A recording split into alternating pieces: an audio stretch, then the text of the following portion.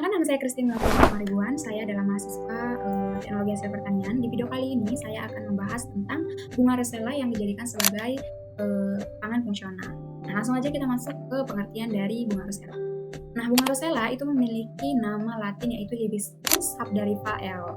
Di mana bunga rosella ini adalah tanaman tropis yang banyak tumbuh di Indonesia dan juga di mana kelompoknya ini kaya akan antosianin dan flavonoid, di mana senyawa ini adalah senyawa antioksidan yang kuat. Kemudian penelitian terdahulu terkait rosella ini, terkait dari pemanfaatannya itu ada dari penelitian menurut Dina Setiabudi Usman, di mana rosella yang dijadikan rosella kering itu ternyata mengandung fenol sebanyak 22,1% dan juga aktivitas antioksidannya itu sekitar 83,94 ppm. Kemudian menurunkan tekanan darah pada penderita hipertensi ringan hingga sedang juga. Ini dilihat dari hasil penelitian Juandini et al.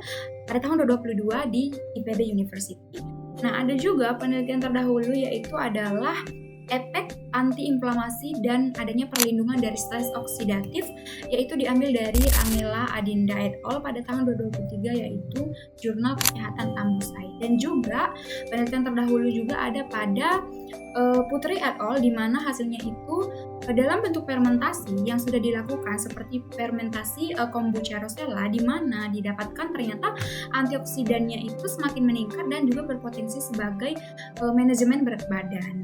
Nah, setelah kita membahas sekilas terkait dengan pengertian rosella dan juga penelitian terdahulu terkait dari aktivitas antioksidan yang ada di kandungan rosella tersebut, kita juga bisa mengetahui nih, rosella itu ketika kita jadikan sebagai sumber pangan fungsional itu bisa dijadikan sebagai apa aja sih? Nah, ini ada beberapa. Yang pertama itu adalah teh herbal, di mana rosella tersebut akan dijadikan sebagai rosella kering, dan kemudian kelopaknya yang kering tersebut akan diseduh dengan air panas. Nah, yang kemudian itu adalah sirup ataupun minuman fungsional, yang kemudian itu bunga rosella ini juga bisa dijadikan sebagai bubuk dan akan dijadikan sebagai campuran dalam roti ataupun kue, ini sebagai pewarna dalam kue ataupun roti.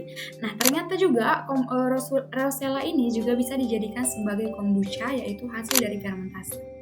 Nah, gimana sih cara konsumsi dari bunga rosella tersebut? Nah, kebanyakan sebenarnya sudah di rosella ini kebanyakan dijadikan sebagai teh, dan juga sebenarnya masyarakat itu beberapa sudah banyak tahu gitu. Nah, cara konsumsi teh rosella ini yang pastinya rosella sudah dijadikan sebagai rosella kering. Kemudian itu rosella dapat kita seduh seperti teh pada umumnya. Nah, rosella ini kita bisa seduh sekitar 1-2 gram kelopak kering, kemudian harus diseduh dengan air panas. Nah, kenapa dilakukan penyeduhan di air panas? Ini berfungsi untuk antioksidan ataupun zat baik ataupun senyawa baik yang ada pada bunga rosella tersebut dapat keluar pada saat bersentuhan dengan air panas gitu. Nah, kemudian ada juga kombucha rosella ataupun yogurt probiotik yang baik, pastinya ini bisa menjadi alternatif sehat yang menyegarkan dan mudah dikonsumsi oleh masyarakat ataupun kita sebagai pengkonsumsi.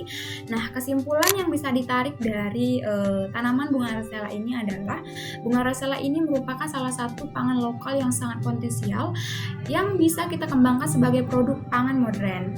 Dan kemudian selain memberikan manfaat kesehatan, ternyata pemanfaatan rosella ini juga bisa mendorong pemberdayaan petani lokal yang akan memberikan sumber pendapatan petani yang lebih banyak lagi, dan juga pastinya inovasi-inovasi kreatif produk pangan yang sehat di Indonesia.